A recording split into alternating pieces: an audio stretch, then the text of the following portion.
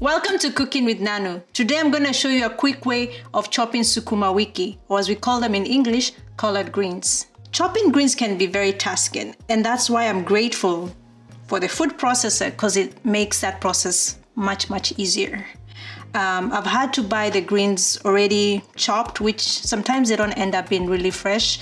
Or if I was in Kenya, I would go to Mama Mboga to pick them up. So Mama Mboga is the lady who sells greens to you, and if you want to, she can actually chop them right then and take them home and you just cook them.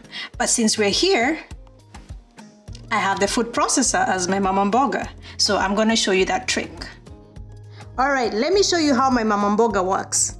So the most important thing, you wanna use the pulse, so the P on here. Otherwise, if you use any other setting, it's gonna kind of puree it. So always remember,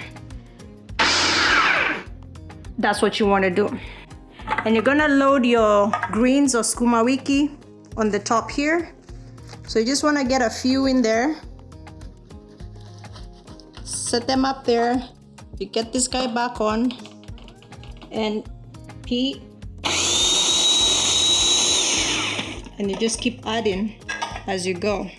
Sometimes I even like kinda just break it apart so you can move quicker like that. And you get that guy, see the stems over here, just make it work. And again, P. Isn't that cool? Like you're not sitting here chopping away, trying to make sure they're evenly cut. Just throw them in there. And that's a quick and easy way of chopping Sukuma wiki.